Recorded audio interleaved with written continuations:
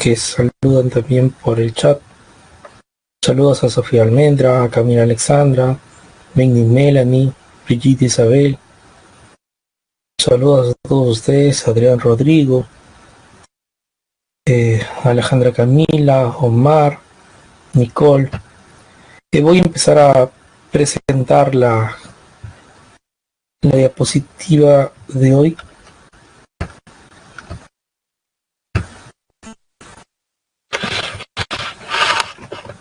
Vamos a esperar que cargue unos 5 segundos y ya carga.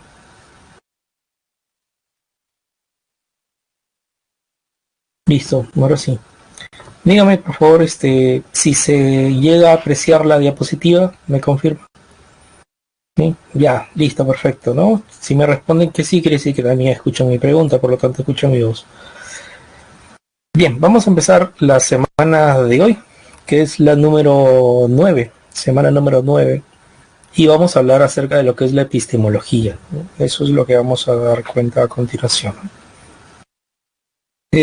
Para empezar tenemos que llegar a definir de manera etimológica esta disciplina filosófica, ¿no? Viene de dos raíces griegas, dos palabritas griegas, que hace alusión a episteme y logos, ¿no? Episteme hace alusión a ciencia, logos hace alusión a teoría, ¿no? Y junto se traduce como teoría de la ciencia, ¿no? O también, si lo quieren, como epistemología, ¿no? Por la raíz misma de la palabra episteme más logos. La definición que se le da a esta denominada disciplina de estudios, disciplina filosófica del nombre epistemología, es que su definición implica dar cuenta de los fundamentos, es decir, las bases, la estructura que propiamente se tenga por parte de lo que es la denominada ciencia, ¿no? Porque la epistemología resume a eso, ¿no? En estudiar la ciencia, ¿no? Por lo tanto, en su definición está fundamentar la ciencia, ¿no? Dar cuenta cuáles son los fundamentos, presupuestos en los que se basa la ciencia. También está en dar cuenta de la estructura, ¿no? Mecanismo de las teorías científicas. También está en dar cuenta del método científico que emplean propiamente las ciencias. El método que, por cierto, vamos a ver en unos instantes más será el método empírico, ¿sí? El método empírico de la ciencia, ¿sí? Y otro aspecto importante es las condiciones de validez para que se dé todo conocimiento científico, ¿no? Condiciones de validez para que se termine dando todo conocimiento de corte científico. Por ejemplo, se dirá que un conocimiento científico será válido cuando se tenga una demostración de corte formal, como por ejemplo procede con la matemática y lógica. O un conocimiento podrá decirse que es científico cuando procede a través de la demostración de hechos, ¿sí? Ello es a través de esto que se denomina como las ciencias sociales o las ciencias naturales, las ciencias fácticas, ¿no? Vienen a ser estas. Fácticas, de latín factum, que traducido al castellano significa hechos, ¿no? Entonces eso es precisamente la alusión que trabaja la epistemología. Entonces, sintetizando, ¿no? Es una disciplina filosófica que va a estudiar, epistemología va a estudiar los fundamentos, la estructura de las teorías científicas, el método científico y las condiciones de validez para que algo sea llamado como conocimiento científico, e insisto, será únicamente cuando sus demostraciones sean de corte formales, ¿sí? Esto como la matemática y la lógica, y sus demostraciones también podrían ser de corte empíricas, ¿no? A través de los hechos, como las ciencias sociales y las ciencias naturales, ¿no? Eso es precisamente lo que se tiene, ¿no? Dentro de lo que es la epistemología. Bien. Luego de que hemos señalado esto, ¿no? Esta alusión de la definición propiamente que se tiene de la epistemología, tenemos que sentenciar lo siguiente, ¿no? La epistemología llega a definir la ciencia como un conjunto de conocimientos ordenados sistemáticamente acerca del universo, ¿no? Sistemáticamente, es decir que cada una de las ciencias trabaja ciertos aspectos de la realidad, ¿no? Sí, por ejemplo, la biología, el componente de los organismos vivos, la psicología, la mente humana, el comportamiento humano, también hay psicología animal, ¿no? Esto, con respecto a lo que viene a ser la física, la ley de la naturaleza, los hechos que ocurren, con respecto a lo que viene a ser la historia, ¿no? Estudia los hechos sociales, fenómenos sociales, eventos sociales del pasado. Entonces, todo eso, ciencias y otras más, obviamente, como la economía, que estudia las leyes del mercado, todas esas ciencias y las demás son un conjunto de conocimientos ordenados sistemáticamente porque empiezan a indagar cada parte de la realidad, ¿no? ¿No? Porque la economía no ve el comportamiento del ser humano, ¿no? Es decir, no se intercambian roles cada una de las ciencias, ¿no? Sino que cada una de ellas se enfoca en un aspecto importante de la realidad, ¿no? De a poco, ¿no? Van cubriendo parcelas de toda nuestra realidad, ¿no? Campos de estudio de toda nuestra realidad, ¿no? Entonces, esa es la alusión de por qué se hace, eh, eh, por qué se llega a definir a la ciencia, ¿no? Como conocimientos ordenados sistemáticamente que se tenga sobre el universo. Y entiéndase como universo nuestro mundo mismo, nuestra realidad misma, ¿no? En ese sentido, ¿no? Ojo, también importante, que las ciencias, esto es un conocimiento de nombre, o mejor dicho, tiene unas características particulares, porque es un conocimiento de corte no perfecto, ¿no? Sino es falible, pero al mismo tiempo está sujeto a perfeccionamiento, es decir, es perfectible. Es decir, la ciencia es falible y al mismo tiempo es perfectible. Las teorías de las ciencias mismas. ¿Saben por qué? Porque si vemos o echamos un ojo al pasado y damos cuenta de lo siguiente, ¿no? ¿Cuántas ciencias, sí? ¿Cuántas ciencias hace unos 500 años, sus teorías hasta ahora seguirán vigentes, ¿no? Algunas sí, algunas no. Y de las ciencias y sus teorías que tenemos en nuestros días, ¿cuántas seguirán vigentes dentro de unos 300 años, 400 años? Algunas sí y muchas o algunas no, ¿verdad? Eso es propiamente lo que se tiene, ¿no? Eso es lo que se tiene. Por lo tanto, ¿qué decimos, no? Entonces decimos lo siguiente. Las llamadas ciencias tienen ese carácter, entonces, ¿no? Son falibles, ¿no? Y al mismo tiempo son perfectibles. Son hechas por el sujeto, ¿no? Por el ser humano que investiga, y el ser humano no es perfecto en su accionar, ¿no? En lo que investiga, en lo que hace, ¿no? Por lo tanto, hay algunas cosas que sí se van a considerar como ciertas por muchos años, pero otras, por ejemplo, con el paso del tiempo, uno da cuenta que se está equivocado, ¿no? Ejemplo, la teoría de Claudio Ptolomeo, la posición geocéntrica, estuvo vigente por mucho tiempo, hasta que en el Renacimiento Nicolás Copérnico sostuvo, no, esa posición ya no debe ir más, esa teoría no debe ir más. Y señaló la posición heliocentrista, ¿no? La teoría heliocentrista, ¿no? Que el Sol estaba más bien en el centro, ¿no? O en biología, por ejemplo, ¿no? El ejemplo que acabamos de dar es astronomía. En biología también ocurrió lo mismo, ¿no? Hubo una posición, teorías de la biogénesis, de la generación espontánea, teoría creacionista, en cuanto a las teorías del origen de la vida. Y hasta que en el siglo XIX apareció una genuina teoría, ¿no? De la evolución de Charles Darwin. Entonces ahí nos damos cuenta, ¿no? Que la ciencia en sus diferentes rubros tiene teorías y las mismas son falibles y están sujetos a perfeccionamiento, ¿no? Es decir, las apreciaciones que tiene de la ciencia de la realidad están sujetas a error y por lo tanto sujetas a rectificación también, ¿no? Entonces, eso es precisamente el trabajo del conjunto de conocimientos ordenados sistemáticamente sobre lo que es el universo mismo, ¿no? Ahora bien, el conocimiento científico, tipo de conocimiento que se obtiene mediante la aplicación del método científico, que unos instantes más vamos a ver, pero al margen de que vamos a ver más adelante el método científico, hay que hablar de las características del conocimiento científico. ¿Y cuáles son sus características? Por ejemplo, ¿no? El conocimiento es objetivo. Describe y explica un objeto, ¿no? Describe y explica un objeto, ¿no? Es decir, nos dice que ocurrió tal evento, tal hecho, tal día, tal año y en tal lugar, y nos explica por qué, ¿no? Porque si solamente se refiriese a señalar una descripción, entonces sería una cuestión informativa, ¿no?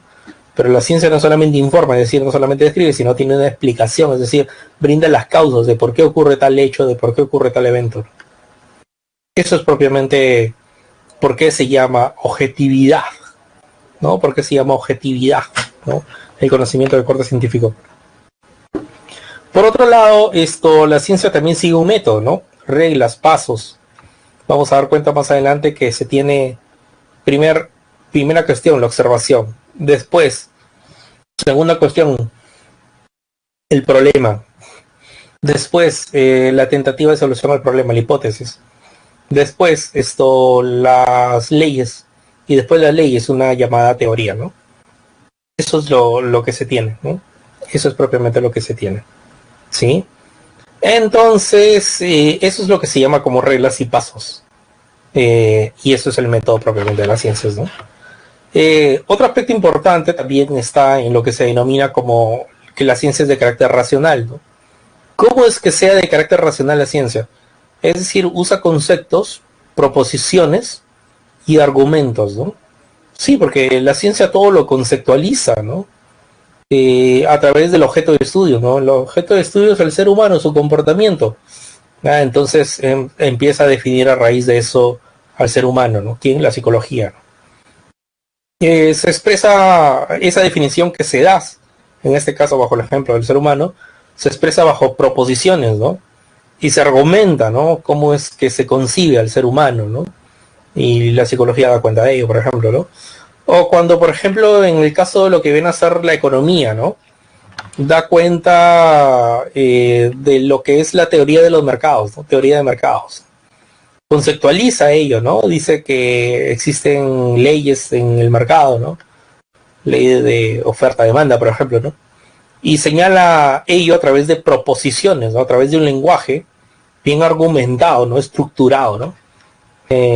Para dar cuenta a la opinión pública de manera general que precisamente cuál es la real labor de la economía, o qué es la economía, o qué es lo que la economía ha encontrado en la realidad, ¿no? Y precisamente eso es lo que se denomina como una cuestión racional, ¿no? Explicar lo que se encuentra en la realidad, cada una de las ciencias se explica, ¿no? Conceptualiza, define, a través de proposiciones y argumentos lo que encuentra en la realidad, ¿sí? ¿Por qué el conocimiento científico es fundamentado, no? Porque está basado en pruebas y demostraciones. Y ya les he venido anticipando que las pruebas y demostraciones existen de dos tipos. ¿Cuáles? Las de corte formal, ¿sí? Que es propio de la matemática y la lógica. Y las demostraciones, denominadas como empíricas o de hechos, que es a través de las ciencias fácticas, ¿no? De hechos, como las ciencias sociales o las ciencias naturales, por ejemplo, ¿no? Eso es lo que se tendría, ¿no? Bien, esa es precisamente la posición que se tiene con respecto al conocimiento de corte científico, ¿no? Comunicado al ciclo ordinario. Todos los alumnos del ciclo ordinario se les recuerda lo siguiente. Las indicaciones. Ah, ya. No, este era... Pensé que era un aviso para mí, pero es un aviso para ustedes. Ya, listo. Lo que está en notas compartidas, me refería. Bien, entonces eso es la definición de ciencia que hemos dado y también las características del conocimiento científico que acabamos de mencionar, que acabamos de dar. Bien, ahí. Luego de dar cuenta de la definición y sus características de la ciencia, la epistemología pasa a clasificar las ciencias, ¿no? Y la clasifica de la siguiente forma, ¿no? Nos dice que hay objetos de estudio y función, ¿no? En la ciencia, ¿no? O sea, ciencias que se clasifican por su objeto de estudio y por su función. Por ejemplo, según el objeto de estudio, existen ciencias formales o fácticas, ¿no? Ideas o conceptos muestran a través de la matemática y la lógica, por ejemplo, ¿no? Las dos únicas, ¿no? Ciencias formales que existen y que vas a encontrar son matemática y lógica. No hay más. Y en el caso de lo que vienen a ser las ciencias fácticas, ¿sí? En el caso de lo que vienen a ser las ciencias fácticas, su objeto de estudio, ¿sí? Remonta a cuestiones de la realidad, de los hechos, ¿no? Fácticas, porque viene del latín factum, que traducido al castellano significa hechos. Y ya les dije que estas ciencias se abarcan acerca de los hechos, ¿no? Como las ciencias sociales y las ciencias naturales, ¿no? En las ciencias sociales encontramos la historia, la sociología, la antropología, sí, todas estas ciencias, la arqueología misma también, que a través de hechos demuestra o intenta valerse bajo ese cliché de que es una ciencia, ¿no? Y en el caso de las ciencias naturales como la biología, química, física, que también a través de los hechos mismos intenta, pues, mostrar cosas que se dan en el mundo, en la realidad, ¿no? Entonces, por eso la alusión de que son de carácter fácticas estas ciencias, es decir, que son de carácter de hechos, ¿no? Que todo lo que muestran es a través de eso, ¿no? De cuestiones empíricas de hechos. Por otro lado, encontramos la clasificación de las ciencias según su función, ¿no? Según su función, encontramos las ciencias según su función. Y existen de dos tipos aquí, ¿no? Ciencias puras y aplicadas. Las puras hacen alusión a lo siguiente, ¿no? Esto solo tienen la función de describir, explicar, predecir, ¿no? Sí, describen, explican y predicen. Por ejemplo, lo que viene a ser la física pura, ¿no? La misma economía pura, sí, o también otras ciencias, ¿no? Como la misma biología pura, ¿no? La matemática pura, la química pura, ¿sí? Lo único que pretenden es ensanchar siempre su base teórica. ¿Sí? Eso es lo único que siempre pretenden, ¿no? Ensanchar su base teórica. Desarrollarse cuanto más se pueda teóricamente hablando. ¿Sí? Pero gracias a ese desarrollo teórico es posible, con el paso del tiempo, el desarrollo aplicado. ¿Sí? ¿En qué? En lo que viene a ser las ciencias aplicadas, por ejemplo, gracias al desarrollo de la economía y de la matemática, ahora tenemos las ciencias contables. ¿Sí? Entonces, si no se hubieran desarrollado teóricamente, no sería posible la aplicación hacia la realidad.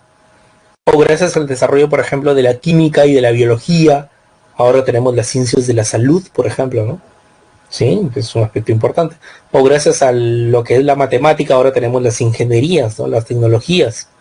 O precisando, cuando tenemos la matemática y la física, tenemos la ingeniería civil, por ejemplo, ¿no?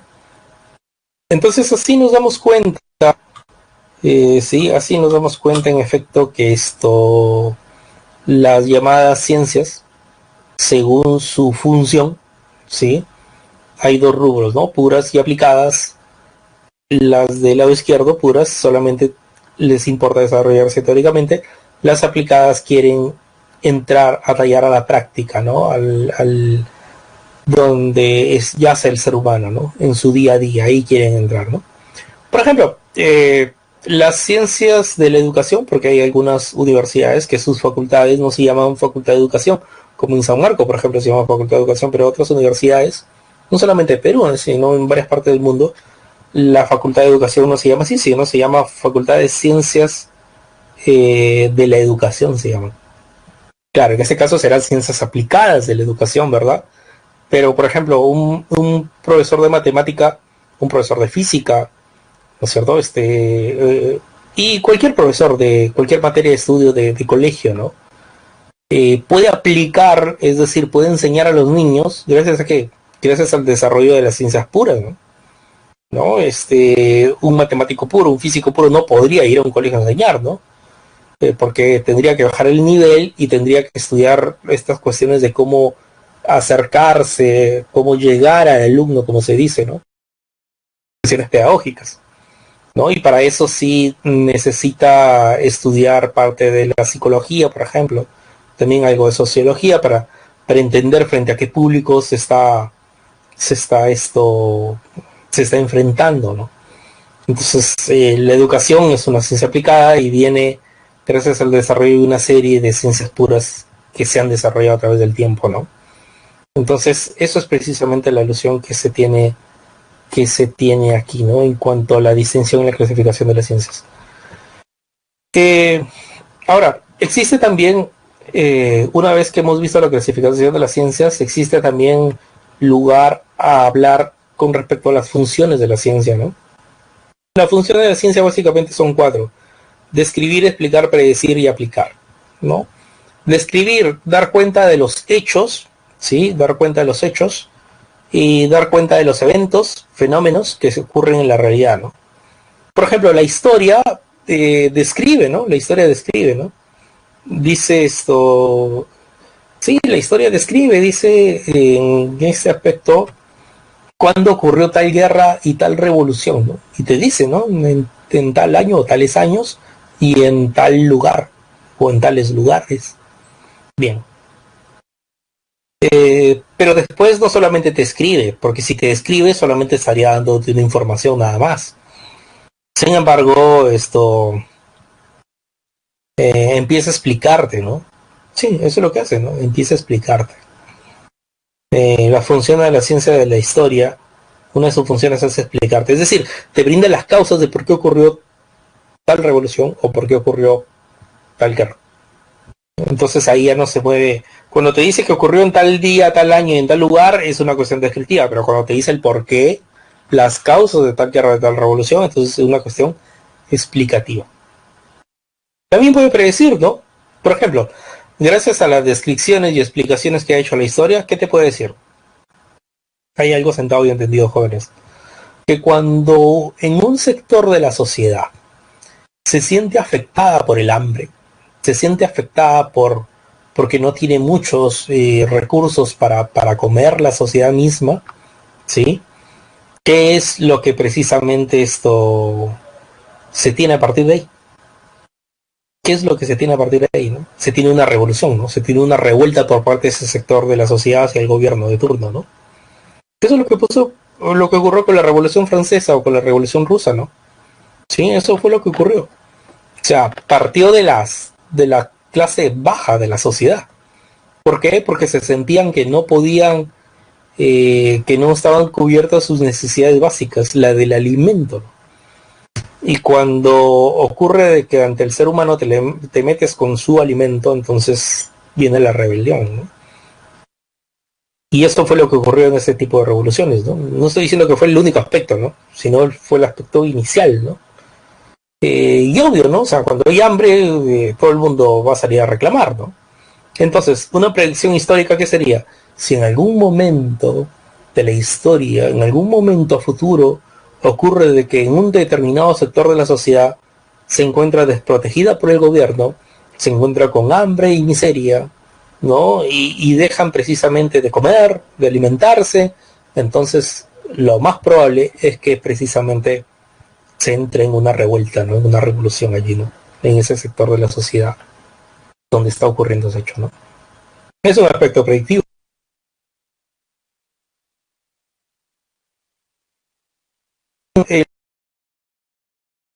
Ejemplo, lo que es la astronomía, ¿no? Que te dice, porque predicción es anticiparse a los hechos, ¿no? La astronomía te dice que va a pasar tal cometa tal día, tal lugar y va a ser visto desde tal esfera, ¿no?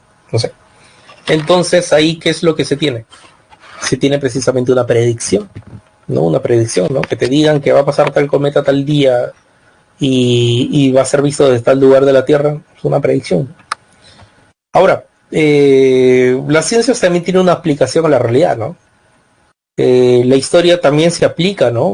¿Para qué? Para formar o no dejar de adquirir esa cultura, ¿no? Esas costumbres que uno tiene porque es de una nación, de un país determinado, ¿no? Entonces, la aplicación de la realidad vendría a ser precisamente el estudio histórico y por qué dar cuenta de estudiar la historia, por ejemplo, en nuestro país, ¿no? ¿Cuál sería la aplicación de la historia? Dar cuenta que somos una cultura milenaria, dar cuenta que fuimos alguna vez eje de un gran imperio llamado el de los incas, ¿no? Entonces, inculcar a la gente, ¿no? Cultura y costumbres es una de las cosas que tiene la historia y en su rubro de aplicación es que se deja percibir ello, ¿no? La aplicación también de las ciencias a veces no viene a ser con la ciencia misma, ¿no? Sino con sus derivados, ¿no? Por ejemplo, acabamos de ver en la diapositiva anterior que gracias al desarrollo teórico de la matemática pura, de la física pura, de la química pura, de la biología pura, de la misma economía pura y demás ciencias, gracias al desarrollo de todas estas y otras más de manera teórica, es posible la aplicación a la realidad, como las ciencias de la salud, las ciencias administrativas, con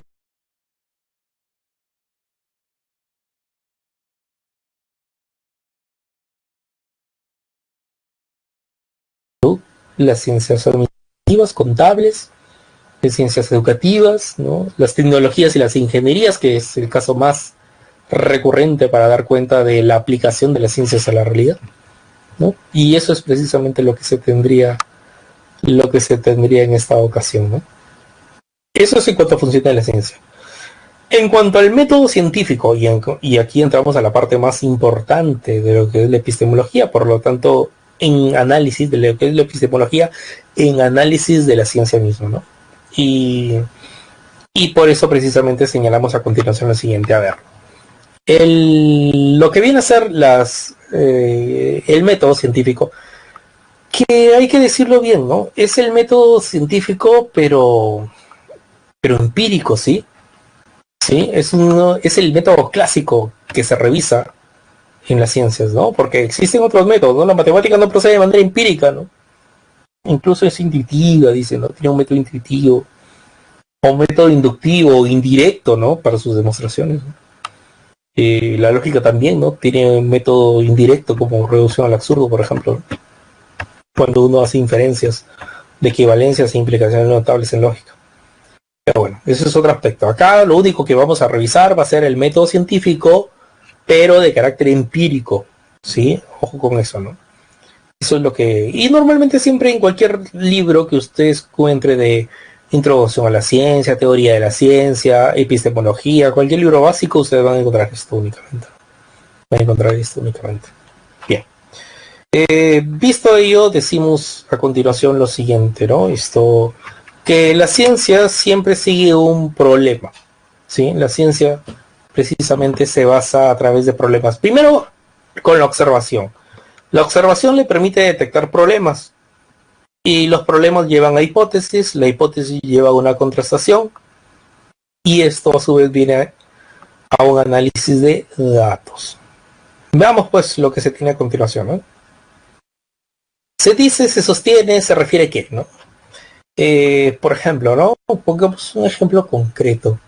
Ya, hace 4 años, en un verano, al norte de Sudamérica y al sur de Centroamérica había un gran problema. Empezaban a aparecer bebés con malformación craneana. Sí. Al norte de Sudamérica y al sur de Centroamérica empezaban a aparecer, a nacer bebés con malformación craneana, ¿no? Con microcefalia, ¿no? Sí. Eso ya es un problema, ¿no? Se observaba que eso es lo que ocurría, ¿no? Mujeres al norte de Sudamérica, al sur de Centroamérica empezaban a dar a luz, pero con ese tipo de bebés eran los que aparecían. Entonces eso ya es un problema. De inmediato los médicos virtieron una hipótesis. Dijeron, pero creemos que esto es producto de una enfermedad llamada Zika que se transmite a través de un mosquito y que justamente cuando pica a una de estas mujeres, cuando pica a las mujeres que están en estado, esta enfermedad precisamente provoca una malformación en el cráneo, en la cabeza de estos niños que están a punto de nacer, ¿no? Que están por nacer o que se están formando en el vientre de la madre. Creemos que eso es así, ¿no? Ya, pero eso creemos que eso es así, es una hipótesis, ¿sí? El creer que el Zika era el culpable de que naciesen niños con microcefalia como malformación craneana, eso solamente es una hipótesis, había que contrastar la misma. O a veces también en algunos textos va a aparecer contrastar o experimentar, ¿no? Primero se contrasta, ¿no? ¿De qué forma, no? Por ejemplo, ¿no? Fueron al norte de Sudamérica, al sur de Centroamérica muchos médicos y precisamente en los hospitales, clínicas, postas médicas, empezaban a entregar un formulario, ¿no? A toda mujer que precisamente recién daba a luz. El formulario era sobre los síntomas del Zika que la mujer supuestamente tendría durante el tiempo de embarazo. Y le decían, pues, ¿no? Al final decía el formulario, ¿y usted tuvo estos síntomas en el tiempo de embarazo? Y la mujer respondía, no. Y los médicos decían, ajá, respondió que no tenía ni uno. A ver, veamos cómo nació su bebé. Ah, nació normal, nació bien. Bien, perfecto, está bien, se cumple. Y aquellas mujeres que en el formulario respondían de que sí, no, sí tuvo el Zika en el tiempo de embarazo, sí ha tenido los síntomas, uy, ya, a ver cómo nació su bebé. Ah, mira, con malformación craneana, con microcefalia. Ah, ya, listo, perfecto. Y así hicieron una gran muestra, ¿no? Contrastando la hipótesis, ¿no? Y a su vez que están contrastando, están experimentando, pues, la hipótesis misma, ¿no? La están experimentando, ¿no?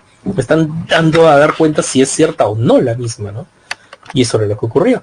Bueno, luego, eso ocurrió entre los meses de marzo, abril, más o menos, ¿no?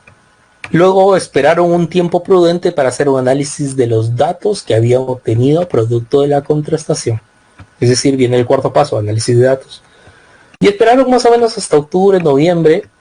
¿Y por qué? De ese año 2016. ¿Por qué? Porque decían, pero hay mujeres entre marzo y abril que estamos, 2016, y que recién tienen unos pocos meses de embarazo y recién van a dar a luz en octubre, en noviembre, en septiembre, por ahí. Entonces esto hay que esperar el desenlace, pues, ¿no?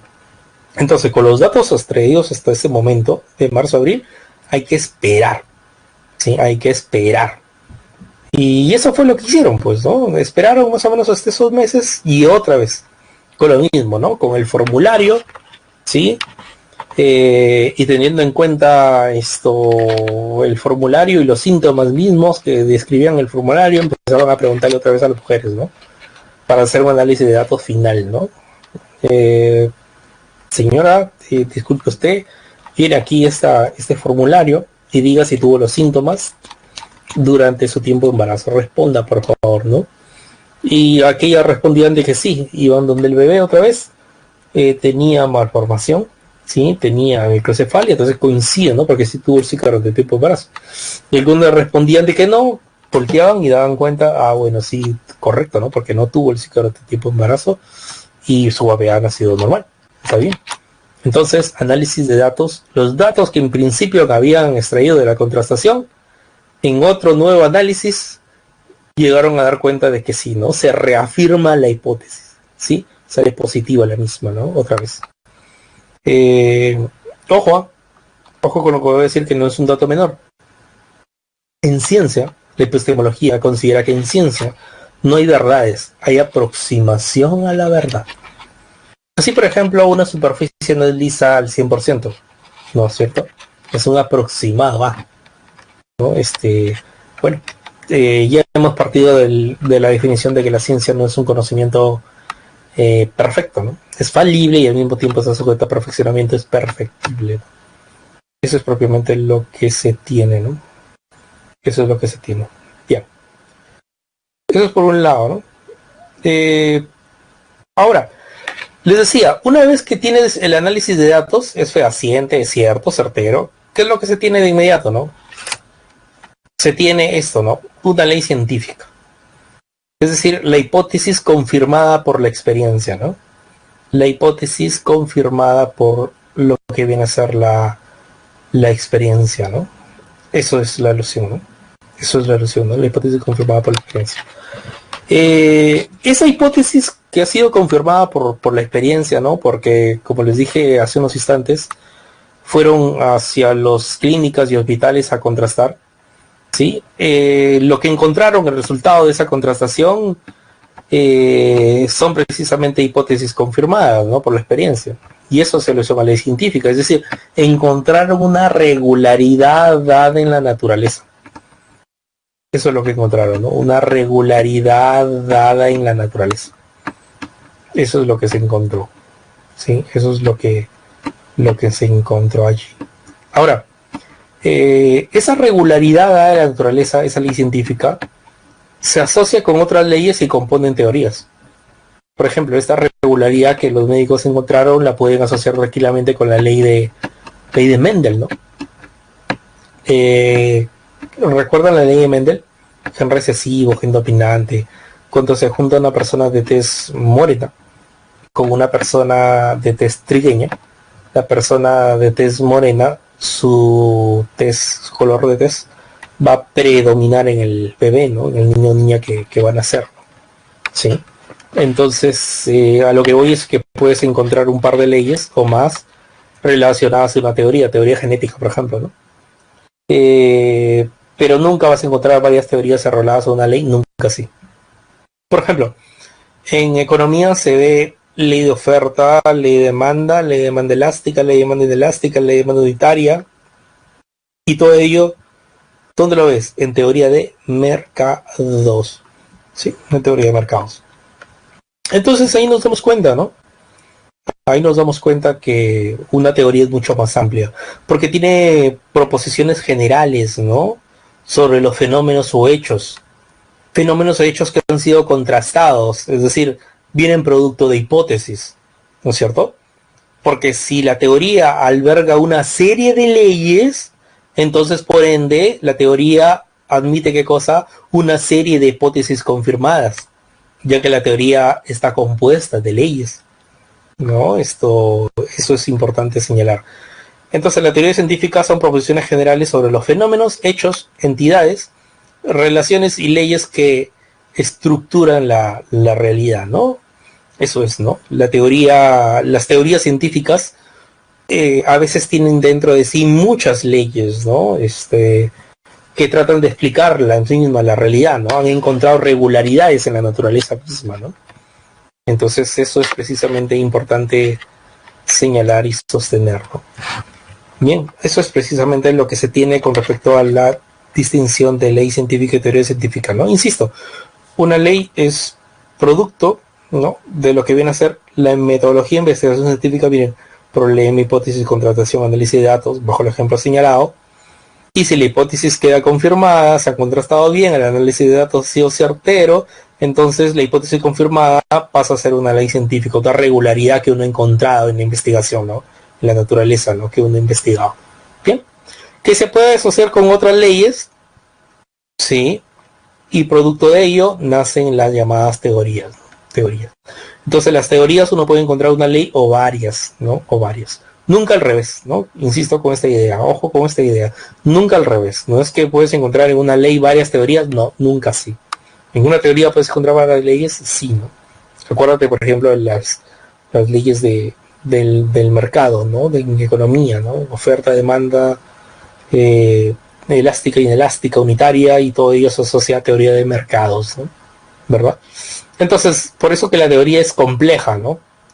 Ofrece proposiciones generales sobre fenómenos hechos, entidades, relaciones y leyes que estructuran o que estructurarían propiamente la realidad misma, ¿no? Eso es, ¿no? Ahora, un cuadro de resumen de todo esto que hemos dicho puede ser el siguiente, ¿no? La etimología, ¿no? Se encarga de estudiar la etimología, se define con epistema y logos, teoría de la ciencia o simplemente epistemología, ¿sí?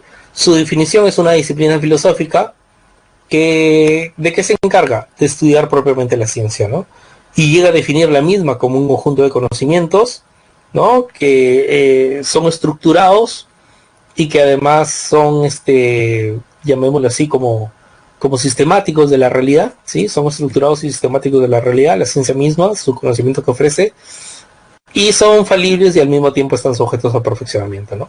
Y el conocimiento científico, precisamente su definición, ya que viene de ciencia, obtenido mediante un método científico, es el conocimiento científico, ¿no? Ya saben que puede existir un método empírico, como el que hemos hecho alusión, del método de la ciencia, o un método formal, ¿no? Un método formal. Características del conocimiento científico: es objetivo, metódico, racional y fundamentado, ¿no? ¿Por qué la ciencia tiene como característica el ser objetivo? Conocimiento científico, características porque es objetivo. Porque todo lo demuestra en la realidad misma, ¿no? A través de hechos, ¿no? De fenómenos, ¿sí? O a través precisamente de la formalidad, ¿no? Como la lógica y la matemática, ¿no? Las características del conocimiento científico es que tenga un método, que sea racional, que tenga proposiciones que se muestren argumentos en la misma, ¿no? Recuerda, y que sea fundamentado, ¿por qué? Porque brinda explicaciones, ¿no? Da causas con respecto a lo que encuentra, las investigaciones que realiza, ¿no? Con respecto a la clasificación de la ciencia, ¿no? Ya que la epistemología indaga la ciencia, tiene que revisar también su clasificación, ¿no? Sus rubros en la ciencia, ¿no? Existe por objeto y por función, ¿no? Por objeto de estudio, ¿cuál es? Las ciencias fácticas, las ciencias sociales y las ciencias naturales. Las ciencias formales, ¿qué es lo que se tiene en las ciencias formales? la denominada matemática y lo que se denomina también la lógica, ¿no? Matemática y la lógica. Y por su función, ¿no? Existe una clasificación de las ciencias por su función. Solamente algunas ciencias tienen una función de desarrollarse de manera teórica, las ciencias puras, con la matemática pura, la química pura, la física pura, la biología pura, la economía y esas. Y tiene, por otro lado, la potestad de poderse aplicar a la realidad. ¿Sí? Clasificación de las ciencias por su función. También se pueden aplicar hacia la realidad. ¿Qué tipo de aplicación a la realidad tienen? Por ejemplo, ¿no? Existe una aplicación, las que le mencioné, como las ciencias, las denominadas ciencias derivadas, ¿no? De las ciencias puras, como las contables, como las administrativas, como también las de la salud, como las ingenierías, las tecnologías. Entonces, eso es precisamente en cuanto a su aplicación, ¿no? Y con respecto a las funciones, ¿no? La ciencia precisamente describe los hechos, los fenómenos, te ubican en un espacio y tiempo de los mismos, explican, es decir, te brinda causas, ¿sí? Predicen, te anticipa los hechos, y la aplicación, ¿no? Va hacia la práctica, la vida diaria del sujeto, del ser humano, ¿no? Y el método, el que acabamos de ver hace unos instantes, el método se rige bajo un problema. Primero la observación, producto de que se observa algo anómalo, entonces se detecta un problema, luego se brinda una hipótesis, luego se contrasta y a su vez se está experimentando la misma, y luego se hace un análisis de datos de la contrastación vertida de la hipótesis inicialmente, ¿no? Sostenida. Luego, una teoría es una hipótesis confirmada, o sea, son hipótesis confirmadas, ¿no? ¿Por qué? Porque ya te dije que alberga varias leyes, ¿no? Las leyes también son proposiciones generales, ¿no? ¿Por qué? Porque uno hace alusión a regularidades que ha encontrado en la naturaleza. Por lo tanto, la teoría termina siendo hipótesis confirmadas, producto de que viene de leyes, ¿no? Que han salido producto de hacer el método científico. Y la teoría también termina siendo englobando las proposiciones generales. ¿Por qué? Porque al albergar varias leyes, entonces precisamente sentencia varias cosas generales hechas precisamente o ubicadas en la realidad misma, ¿no? Pero añadido, cuando ustedes realicen una tesis, ¿no? Porque ustedes son de esta generación universitaria, van a ser de esta generación universitaria que cuando llegue su momento van a tener que hacer una tesis, ¿no? Para graduarse de bachilleres, después una tesis para obtener su título profesional, licenciatura, después una tesis cuando hagan su posgrado, maestría, después una tesis para cuando hagan su doctorado, ¿no? Sí, eso es. Miren lo siguiente, chicos. Miren lo siguiente. Es el caso que con respecto a lo que viene a ser esa tesis que ustedes van a realizar, van a tener un asesor, ¿no? Ustedes mismos van a elegir su asesor o uno de sus profesores de escuela que tengan ahí, sus profesores de su escuela académica, ¿no? Porque si perteneces a por ejemplo, a la escuela profesional del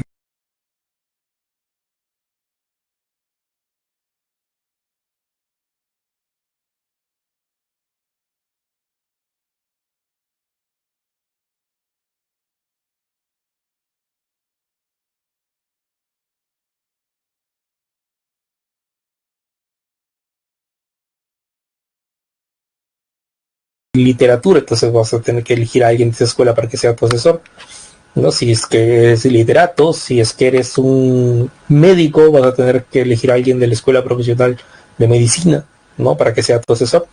Entonces, lo primero que te voy a decir es, observa y detecta un problema. ¿Qué problemas he tenido, no? Porque si no tienes un problema, no puedes empezar a investigar. Ese es el paso 1, ¿no? Paso 2, ¿cuál es la hipótesis que tienes en tu investigación a realizar?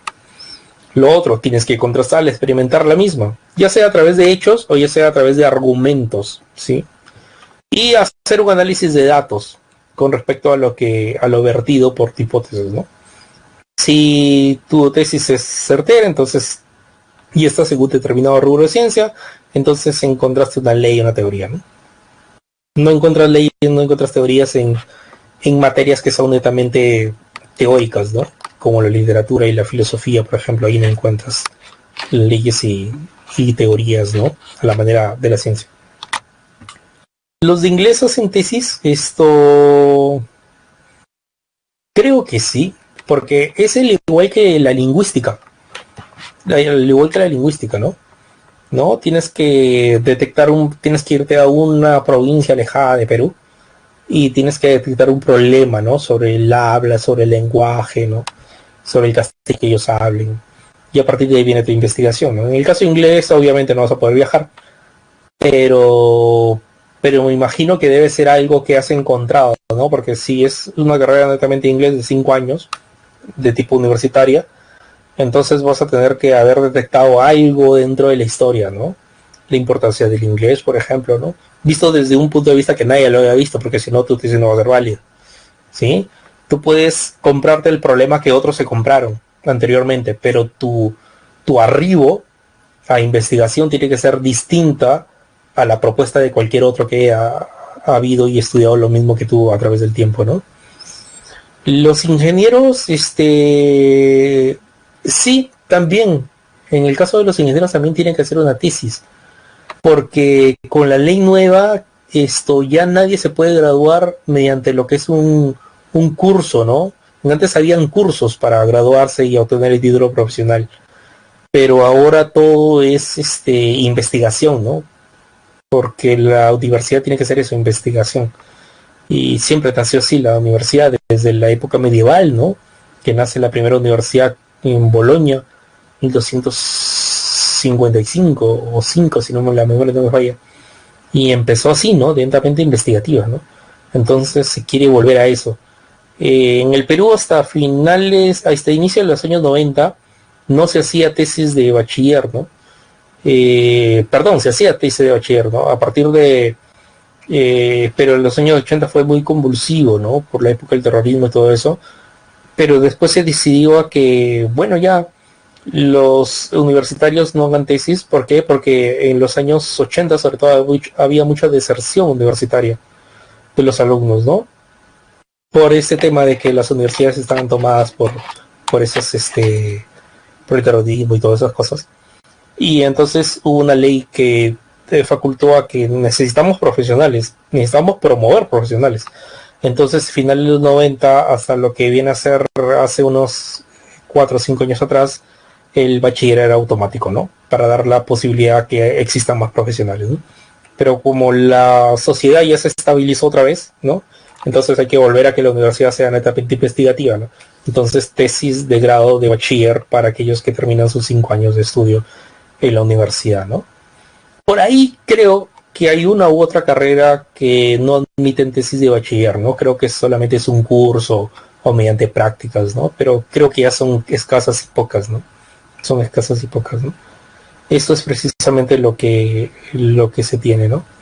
En el caso antes, esto de los años inicio de los 90 hacia atrás, por ejemplo, solamente ibas de frente a lo que es ibas de frente a lo que es doctorado, ¿no? Por eso que incluso encuentras personas que son doctores sin ser magíster, ¿no? Sobre todo los que tienen bastante edad, ¿no? 70 años, 65 años, porque ellos estuvieron en una época donde tranquilamente tú podías ser bachiller y automáticamente sacas tu título profesional de licenciatura y te lanzabas directo al doctorado, ¿no? Pero ahora no, ahora hay una secuencia, ¿no? Bachiller, 5 años de estudio, das tu tesis de bachiller, después sacas tu título profesional, luego haces 2 años de maestría para ser magíster y después 3 años, ¿no? Hasta eso han cambiado porque antes solamente eran 2 años de doctorado, ahora son 3 años de doctorado y sacas una tesis de grado de doctor. Entonces para que tengas un doctorado en la profesión que hayas elegido, ¿no? Siempre